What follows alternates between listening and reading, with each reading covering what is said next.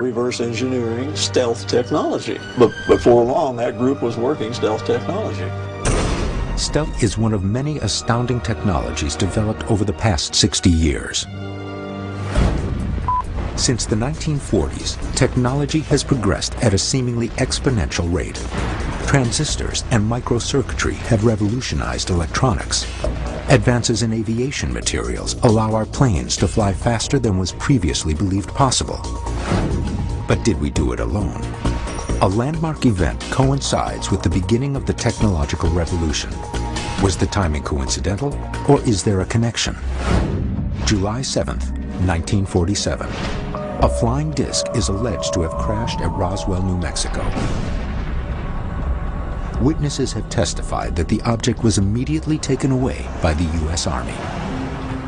You believe that there must have been a crash somewhere along the line, or somehow we acquired one of these vehicles. Technology items suddenly burst onto the scene in 2 or 3 locations at once.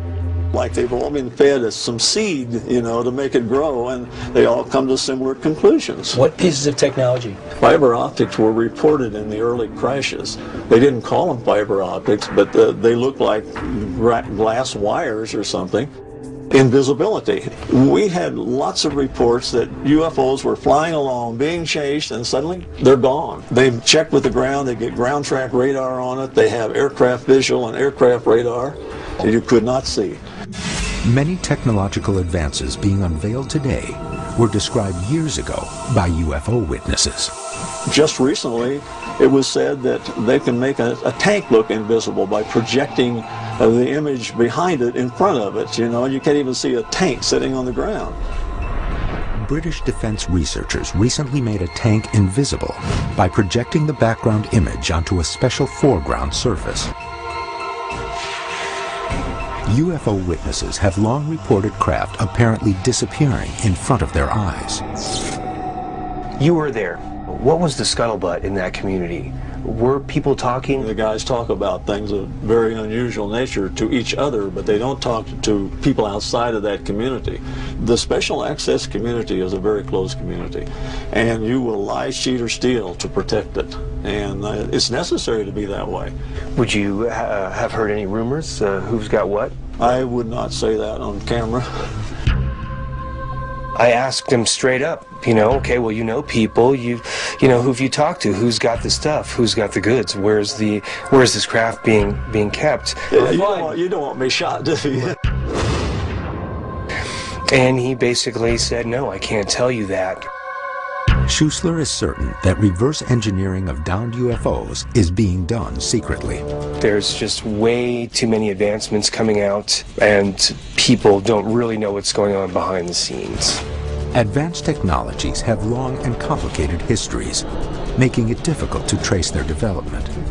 But one aviation expert has noticed striking similarities between a UFO and a revolutionary U.S. aircraft. March Air Force Base, Riverside County, California. Aircraft journalist Bernard Toinel has studied the sudden invention of the SR-71, more commonly referred to as the Blackbird. The pièce de résistance of the Cold War. Lockheed designer Clarence Kelly Johnson defied all conventional aeronautical design when he created the SR-71. Its flattened shape and tapering sides reduced its radar signature to a minimum. Aircraft of comparable size to the Blackbird appear on radar screens the size of a flying house, but the SR-71 appears the size of just the front door. Even more astounding, Kelly achieved this effect 25 years before the stealth fighter was unveiled. It was the first craft to be comprised mainly of titanium, and one of the first attempts in stealth design. Where did Kelly Johnson's advanced ideas come from? That blended wing fuselage, the stubby wings, and the huge tail surfaces, a plane that by right shouldn't fly. You're saying that the designer of the SR-71 was inspired by the UFO sighting? Johnson had 2 verified encounters with UFOs and subsequently filed reports of both sightings. Was his sketch of a UFO the first blueprint of an SR-71? In December 1964, the SR-71 was unveiled. Its Mach 3 cruising speed, titanium airframe, and revolutionary stealth technology astounded aviation experts. But some wondered if these advances were somehow related to designer Kelly Johnson's reports of seeing UFOs. Johnson died in 1990 without answering the question. Kelly Johnson conceived really the aircraft from A to Z.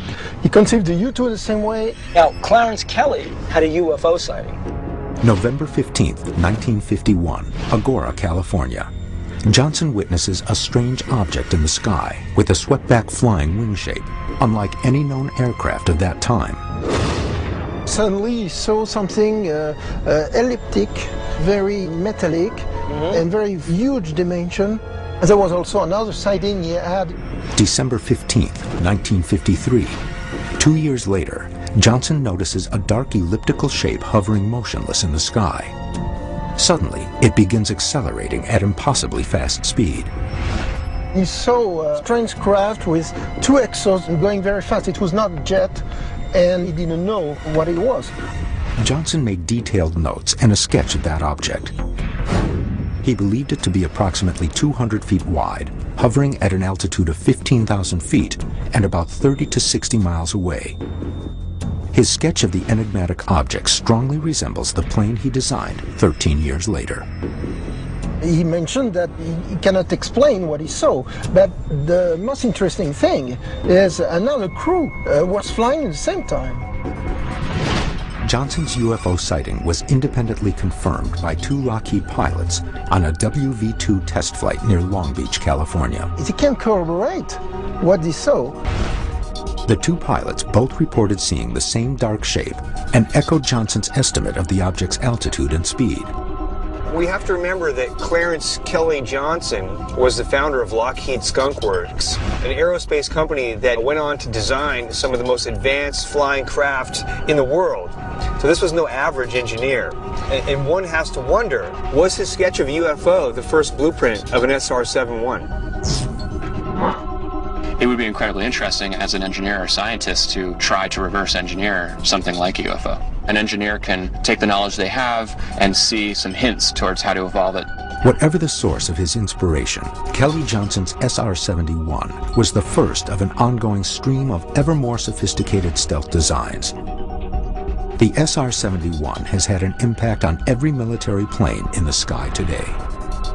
The SR-71 is not the only plane whose revolutionary design raised questions about its origin. When the B-2 stealth bomber and the F-117 stealth fighter were unveiled, their flying wing shape was revolutionary. But even more astounding is their lack of radar signature. Due to a revolutionary top-secret skin that UFO researchers believe also to be reverse engineered, the airplanes are completely undetectable while flying.